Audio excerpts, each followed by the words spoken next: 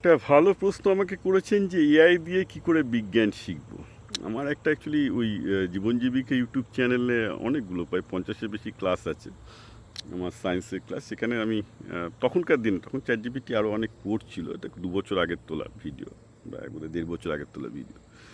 তো জেনারেলি আমি বলে দিই যে এআই আসার জন্য সায়েন্স শেখা এখন খুব ইজি এবং আরও ইন ডেপথ শিখতে পারবে। তো আমি যদিও ভিডিওগুলো একটু দেখলেই দেখতে পারবেন, আমি মূলত 4টে ফ্লোতে করতে বলি। ধরুন যে কোনো একটা চ্যাপ্টার শিখতে চাই, কেউ নিউটনস ল শিখতে চাই বা কেউ অ্যাডাপ্টেশন শিখতে চাই বায়োলজি। তো এক্ষেত্রে প্রথমেই বলা উচিত, আমি যেভাবে বাচ্চাদের বলি, যে তুমি যে ল্যাঙ্গুয়েজে শিখতে চাও, বাংলা বলো ইংরাজি বলো, প্রথমেই চ্যাট জিপিটি বা জেমিনিকে জিজ্ঞাসা করো যে এই টপিকের ওপর একদম খুব গল্প করে বুঝিয়ে দিয়েছে, খুব গল্প করে সহজ ভাষায় বুঝিয়ে দিয়েছে, সেই ভিডিওটাকে প্রথমে দেখ। প্রথমে একটা আবছা আইডিয়া নাও গল্প করে, এটা তো ফার্স্ট। পড়াশোনার জন্য না, হচ্ছে গল্প করে, সে বাংলা শিখতে গেলে বাংলা, ইংরেজিতে শিখতে ভিডিও, সেরকম কয়েকটা ভিডিও একদম জেমিনি এবং চ্যাটজিপিটি বলে দেবে, সেটা একদম দেখে নাও। সেইটা দেখে নেওয়ার পর তোমার মনে অনেকগুলো প্রশ্ন জাগতে হবে যে কেন এটা হচ্ছে, কেন এটা হচ্ছে। এইবার সেটা বেসিক আইডিয়া হওয়ার পর তুমি প্রথমেই প্রশ্ন করবে যে হোয়াই দিস, রাইট, আমি এটা কেন পড়বো। ফার্স্ট প্রশ্ন হচ্ছে যে আমি বিজ্ঞানী সাবজেক্টটা কেন পড়বো, সেটা সবচেয়ে ভালো এক্সপ্লেনেশন দেবে কেন পড়বে।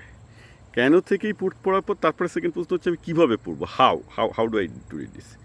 এবার যখন হাউ হবে ও বলে দেবে যে তুমি এটা পড়বে, এটা পড়বে। এবার যখন প্রথমে একটা একটা করে তোমাকে ধাপে ধাপে ধাপে ধাপে ভেঙে নিতে হবে, বলে যে ঠিক আছে আমার লেসনটাকে তুমি 10টা ভাগে ভেঙে দাও, 5টা ভাগে ভেঙে দাও, স্টেপ 1, স্টেপ 2, স্টেপ 3, স্টেপ 2 করে ভেঙে দাও। বা স্টেপ 1-এ যখন ভেঙে দিল, বলো যে ঠিক আছে এটা আমি বুঝলাম, পড়ে মেটেরিয়াল দিল, ইউটিউব ভিডিও দিল, লিখে দিল, তুমি বুঝতে পারলে না কিছু, তখন তুমি প্রথমেই বলবে আমাকে ছবি এঁকে, আমাকে পিকচার দিয়ে বুঝিয়ে দাও।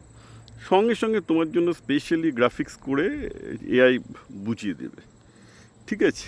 মাস্টারমশাইয়ের থেকে অনেক ভালো বোঝাবে। আমি তো বলছি এআই দিয়ে যদি আমাদের সময় শেখার স্কোপ থাকতো, তবে আমি আজকে এই বয়সেও আমাকে কিন্তু প্রতিদিন প্রচুর জিনিস শিখতে হয় এবং আমি এইভাবেই শিখে চলেছি প্রতিদিন। হ্যাঁ, তো শেখার তো কোনো শেষ নেই না, শিখে যেতে হয় প্রতিদিন। তো যদি আমাদের সময় ওরকম এআই দিয়ে শেখার স্কোপ থাকতো, আমি ভাবছি কত কিছু আমরা শিখতে পারতাম বেশি। সত্যি কথা বলতে কি, জীবনে প্রথম 12টা বছর বা অনেকগুলো বছর যা শিখেছি, সেই শেখাগুলোর মধ্যে অনেক গলদ ছিল, যেটা পরবর্তীকালে টের পেয়েছি।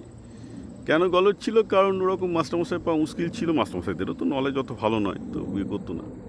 তো ন্যাচারালি তার পরবর্তীকালে যত ইউটিউব এসছে, ওপেন সোর্স এসছে, পিডিএফ এসছে, তো এমআইটি লেকচার এসছে, স্ট্যানফোর্ডের লেকচার এসছে, তত আমরা একটা টপিক আরও ভালো, আরও গভীরে গিয়ে শেখার স্কোপ পেয়েছি, ঠিক আছে।